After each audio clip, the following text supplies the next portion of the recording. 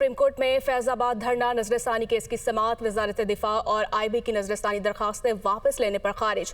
Chief justice काजी फायज ईसा ने आज की समाअत का हुक्मनामा लिखवा दिया। हुकूमती 3 रुकनी कमेटी मौसर नहीं है। हुक्मनामा अटॉर्नी जनरल को कमीशन के क़याम के लिए वफाकी हुकूमत को तजवीज़ देने के लिए वक्त फराहम करते हैं। हुकूमत अगर रजामंद हुई तो कमीशन बनाकर नोटिफिकेशन पेश करे। कमीशन की TORs बिल्कुल वाज़ेह होने चाहिए हुक्मनामा के मुताबिक। और मजीद भी कहा कि मैंने दीगर मेंबर्स की मुशावरत से नजरसानी का फैसला किया है। सलीम बेग की जानिब से मौक़िफ़ अपनाया गया। पैराग्राफ 35 की हद तक नजरसानी में आने का फैसला किया था।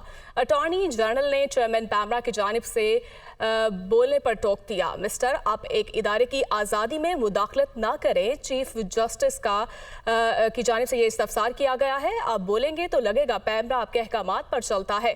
चीफ जस्टिस ने अटॉर्नी जनरल को बिठा दिया। अब पैराग्राफ 35 की बात करते हैं। इसका जिक्र आपकी दरखास्त में नहीं है।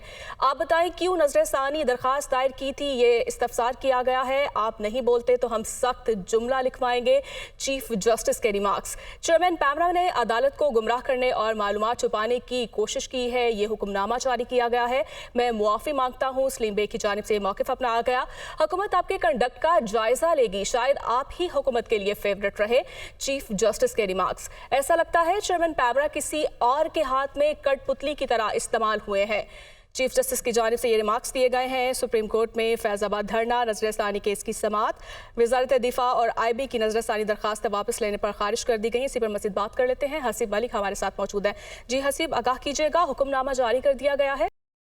ये फैज़ाबाद धरना नजरसानी केस था जिसका आज की समाअत का तहरीरी हुक्मनामा भी जारी कर दिया गया है। जस्टिस काजी फायज ईसा की सरबराही में 3 रुकनी बेंच था जिसके अंदर जस्टिस अतहर मिनल्ला और जस्टिस अमीनुद्दीन जो हैं वो शामिल थे। समाअत का आगाज़ हुआ।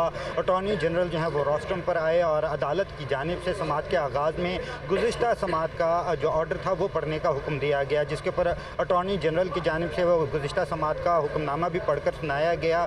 और अदालत की जानिब से अबसार आलम का जो बयान हल्फी के साथ जो जवाब जमा करवाया गया था उसके ऊपर जो है वो एक रिमार्क्स दिए गए और उनकी जानिब से ये कहा गया कि अबसार आलम की जानिब से जो वजारत दिफा के मुलाजमीन हैं उनके ऊपर संजीदा इल्ज़ामात लगाए गए हैं। क्या उसके बावजूद भी जो नजरसानी की जो दरखास्तें हैं आप वापस लेना चाहते हैं, जिसके ऊपर अटॉर्नी जनरल की जानिब से अदालत को आगाह किया गया कि फैक्ट फाइंडिंग कमेटी जो है वो बना दी गई है और उसके TORs के तहत बाकायदा तौर पर रिपोर्ट आएगी, जिसके ऊपर अदालत की जानिब से इस्तफसार किया कि जो रिपोर्ट आएगी वो किसके पास आएगी, जिसके ऊपर अटॉर्नी जनरल की जानिब से बताया गया कि वजारत दिफा को फैक्ट फाइंडिंग रिपोर्ट जो है वो मौसूल होगी और वजारत दिफा के बाद जो है वजारत दिफा सुप्रीम कोर्ट में जमा करवाएगी। बेसिक अगर आज की ओवरऑल कार्रवाई के हवाले से बात की जाए तो अदालत की जानिब से फैक्ट फाइंडिंग कमेटी की TORs के ऊपर जो है एतराज़ात उठाए गए थे और अदालत की जानिब से जो है अटॉर्नी जनरल की जानिब से वक्त मांगा गया था कि जो है इसके ऊपर जो है वफाकी हुकूमत से जनरल की जानिब से वक्त मांगा गया था। बहुत शुक्रिया आपका हसीब मलिक।